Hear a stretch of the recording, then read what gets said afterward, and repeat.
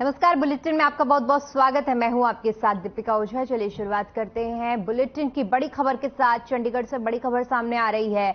बता दें कि नूह हिंसा से जुड़ी हुई ये खबर है। 18 अगस्त को हाईकोर्ट में फिर से सुनवाई होगी, यानी कि आज एक बार फिर से सुनवाई होनी है। सांप्रदायिक घटना के बाद तोड़फोड़ पर ये पूरी सुनवाई होनी है। 11 अगस्त को भी इस मामले में सुनवाई हुई थी।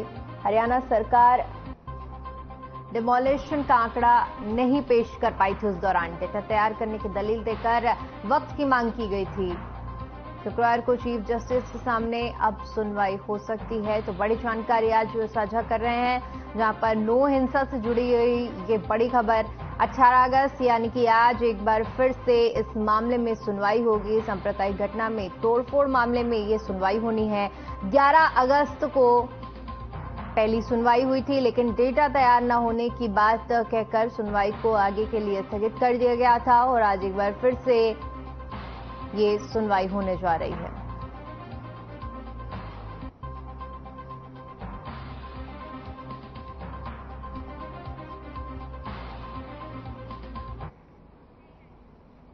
वहीं सीएम मनोहर लाल ने प्रेस कॉन्फ्रेंस की, जिसमें उन्होंने अनाधिकृत कॉलोनी वासियों को बड़ी सौगात दी है। सीएम ने कहा कि फरीदाबाद में 188, हिसार में 181, यमुनानगर में 195, कुरुक्षेत्र में 169, पलवल में 201 कॉलोनियां हैं अनाधिकृत हैं। बजट में ऐसी कॉलोनियों के लिए 500 करोड़ रुपए किए गए थे। सीएम ने कहा कि टाउन एंड कंट्री प्लानिंग विभाग ने 2 एकड़ तक कॉलोनियां अधिकृत की है। सीएम ने कहा कि कॉलोनी एसोसिएशन बनाकर अधिकृत करने के लिए अप्लाई कर सकते हैं। यूएलबी में कलेक्टर रेट पर 5% डेवलपमेंट चार्ज के रूप में लिया जाएगा। सेल डीड को भी हमने बंद किया है ताकि ऐसे मामले सामने न आए। और शहरों से बाहर भी बहुत से एरियाज में लोग बाग अनअप्रूव्ड कॉलोनीज में या तो कॉलोनी विकसित हो जाती है, लोग जो डेवलपर्स हैं वो बना लेते हैं, या कुछ लोग उन कॉलोनी को बनने के बाद अपने मकान खरीद लेते हैं। अनअप्रूव्ड कॉलोनीज में मकान खरीदने के बाद कई प्रकार की कठिनाइयां, समस्याएं वो जो उपभोक्ता है अर्थात जो जिसने मकान बनाया उसको भी आती हैं। शहर के नाते भी सब लोगों को मिलकर के जब अभ्यास उनका होता तो उसमें कई प्रकार की कठिनाइयां आती हैं। कुल मिलाकर के डेवलपमेंट जो है अनप्लैंड, ये किसी भी तरीके से उचित नहीं माना जाता है। फिर भी मैं समझ सकता हूं आखिर लोगों की मजबूरियां, क्योंकि उतने मकान भी जिस कीमत पर लोगों को चाहिए, जिस कॉस्ट के हिसाब से चाहिए, उतने न तो डेवलपर्स लाइसेंस लेके बना पाते हैं, और एचएसवीपी का भी एक लिमिटेड दायरा है, उस हिसाब से वो भी अपना बनाते हैं, तो सबके लिए शायद आवश्यकता पूर्ति नहीं होती है। तो ऐसे अनअप्रूव्ड कॉलोनीज का पिछले कई वर्षों से ये क्रम लगातार चलता रहा है। हमने जब शासन में आया तो विचार किया कि इन चीजों को कैसे दुरुस्त किया जाए, ठीक किया जाए, तो उस क्रम को आगे बढ़ाया। हमारे डिपार्टमेंट, चाहे अर्बन लोकल बॉडीज है, चाहे टाउन कंट्री प्लानिंग है, इवन गांव के आसपास भी कुछ कॉलोनियां बनती हैं, तो रूरल डेवलपमेंट को भी कहा है कि रेगुलेटेड कॉलोनीज की संख्या बढ़नी चाहिए, और जो पहले बन गई हैं उन पर कुछ न कुछ जो पहले वाली शर्तें हैं उनमें कुछ छूट दे करके उनको अप्रूव करके, ताकि उनके ऊपर एक तलवार इलीगैलिटी का या एनक्रोचमेंट जो होती है उसका वो तलवार न लटके रहे, उनको सुविधा दी जाए।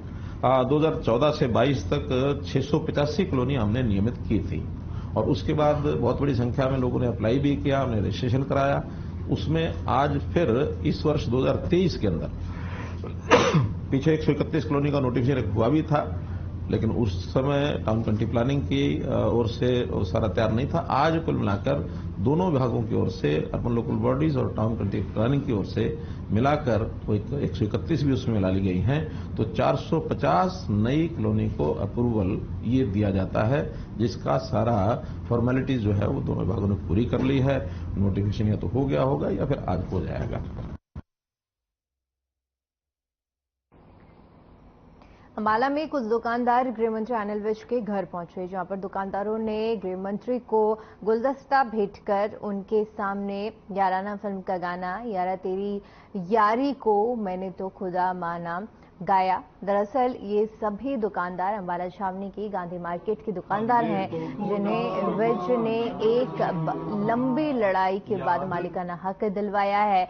सालों से ये दुकानदार जिन दुकानों में बैठे थे, ये कभी इनकी नहीं थी, लेकिन हरियाणा सरकार के स्वामित्व योजना के तहत अनिल विज ने इन दुकानदारों की रजिस्ट्रियां इनके नाम करा दी हैं। लिहाजा ये दुकानदार विज का धन्यवाद करते नहीं थक रहे हैं और यही कह रहे हैं कि इनकी आने वाली पुश्तें भी इस काम के लिए विज को याद करती रखेंगी।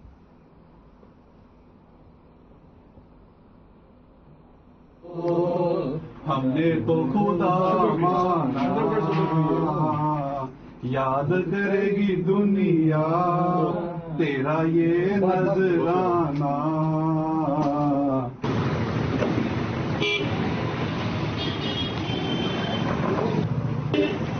जीव कुमार, हम गांधी मार्केट के अंदर पिछले 77-78 से बैठे हुए हैं। मंत्री जी के सहयोग से हमें जो है मालिकाना हक मिल गया है, जिसकी हमारी रजिस्ट्रियां जो हैं कल हो चुकी हैं और हम जो है बहुत उनके आभारी हैं कि उन्होंने हमारी रजिस्ट्रियां करवा दी हैं और हमें जमीन से मालिक बना दिया है। बहुत बहुत उनका हम बहुत बहुत आभारी। यहाँ नगर परिषद अम्बाला सदर द्वारा जो यहाँ पर 923 रेंट्स की शॉप्स वगैरह हैं, सरकार द्वारा जो स्वामित्व योजना के तहत इन दुकानदार द्वारा अपना पोर्टल पर ये जो अपना अप्लाई किया गया है, अपना उसको अपनेपन के लिए खरीद के लिए जो स्वामित्व योजना के अंतर्गत आती हैं, तो उसके तहत ही जो यहाँ पर अब तक 10 दुकानदारों की जो रजिस्ट्री हो चुकी है और जो बाकी हैं उनका भी प्रोसेस में वो फाइल्स हैं लगी हुई हैं और शीघ्र ही उनको अपना 20-25 दिन तक इनको सभी मोस्टली फाइलों को जो हमारा निपटाने की योजना लगाया हुआ है। नेता प्रतिपक्ष भूपेंद्र सिंह हुड्डा ने प्रेस कॉन्फ्रेंस की, जिसमें उन्होंने एक तरफ जहां सरकार को घेरा, वहीं दूसरी तरफ विधानसभा के मॉनसून सत्र को लेकर भी कांग्रेस की तैयारियों के बारे में बताया। की मीटिंग हुई थी, उसमें काफी साथियों ने विचार रखे अपने और सब विचारों के बाद हमने फैसला किया है कि 2 तो एडजॉर्नमेंट मोशन लेके आएंगे आप। एक तो कानून व्यवस्था पर और जो एक फ्लड से जो भारी नुकसान हुआ है प्रदेश में, उसके लिए उस पर चर्चा के लिए एडजॉर्नमेंट मोशन लाएंगे, स्थगन प्रस्ताव लेकर आएंगे। बाकी कॉलिंग अटेंशन जो है हम लेकर आएंगे बेरोजगारी पर और सीईटी के उसमें जो धांधलियां हो रही हैं, सरस्वती नदी की खुदाई करने के बारे में, दलितों पर बढ़ते हुए अत्याचार, बाजरे की फसल में नुकसान के बारे में। मोमदन्स में से कुछ लड़कों के तो यहां पर परिस्थितियां बिगड़ सकती हैं, पुलिस व्यवस्था ठीक की जाए, पर्याप्त पुलिस की व्यवस्था की जाए इस यात्रा के लिए। अब उसकी जिम्मेदारी फिर किसकी थी? सरकार की थी। सरकार ने जो एसपी था वो तो छुट्टी पर भेज दिया और वहां होमगार्डों को वहां पर भेज दिया। खुद जो वहां के सांसद हैं राव इंद्रजीत सिंह, उन्होंने प्रश्न किया कि बंदूक, तलवार और लाठी डंडे ले जाने का काम क्या है धार्मिक यात्रा में? अब उसका जवाब कौन देगी? सरकार देगी? किसके देगी? उन्होंने कहा था कि जब ये यात्रा निकल रही थी तो उसको पर्याप्त सुरक्षा नहीं दी गई, तो इसकी जिम्मेदारी कौन थी? ये तो खुद उनके राव इंद्रजीत जो सेंटर में मिनिस्टर हैं, बड़े नेता हैं, वो पूछ रहे हैं सरकार से, वो पर सरकार को कह रहे हैं, उनके प्रश्नों का भी जवाब नहीं दिया। कुरुक्षेत्र बाल कल्याण समिति की कस्टडी में कुरुक्षेत्र के लोक नायक अस्पताल में उपचाराधीन नाबालिग युवती लापता हो गई। आनंद फानन में पुलिस ने गुमशुदगी का मामला दर्ज कर दी है और मामला की जांच अब शुरू कर दी गई है। दरअसल जून महीने में यमुनानगर बाल कल्याण समिति ने इस नाबालिग को कुरुक्षेत्र प्रशासन को हैंडओवर किया था। वहीं अस्पताल की पीएमओ डॉक्टर अनुपमा सैनी ने कहा कि यह बच्ची 1 जून 2023 से उपचाराधीन भी है और बीते 14 अगस्त को अस्पताल से किसी ने बिना बताए चली गई है। फिलहाल पुलिस ने नाबालिग को खोजने में जांच शुरू कर दी है। वहीं बाल कल्याण समिति अध्यक्ष कृष्ण पांचाल ने कहा कि मामले पर निरंतर संज्ञान लिया जा रहा है।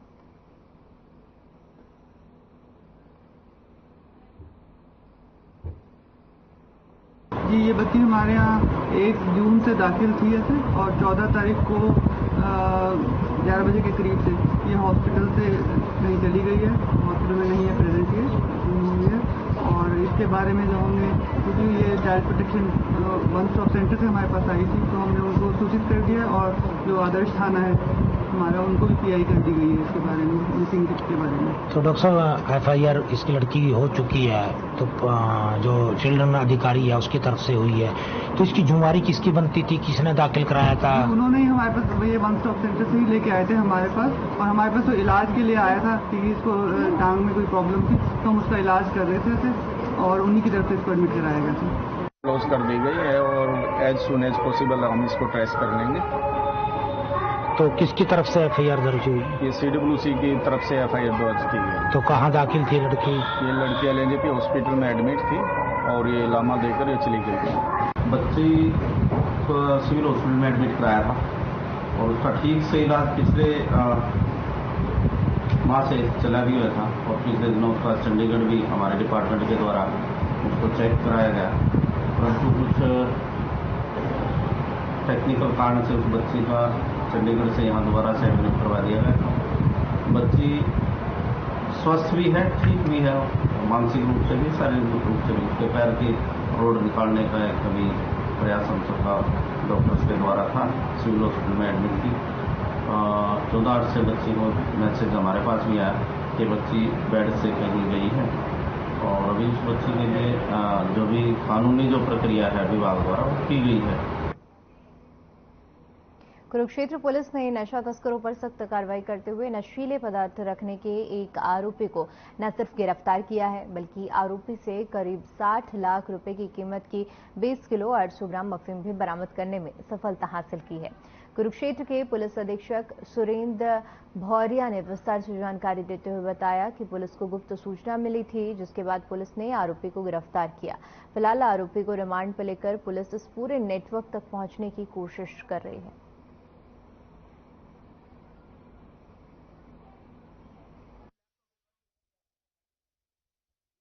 इस साल की शुरुआत से ही नशे के विरुद्ध एक अभियान चलाया जा रहा है।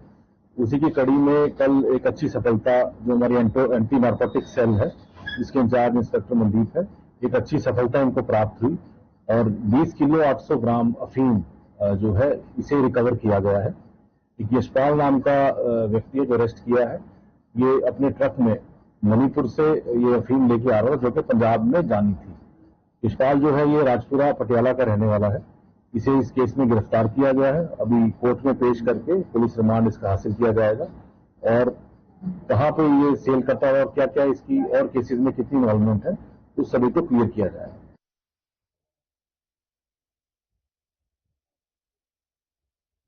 चलिए फिलहाल के लिए यहाँ पर रुकते एक छोटे से ब्रेक के लिए। ब्रेक के बाद देखिए हमारा कार्यक्रम हल्का हलचल।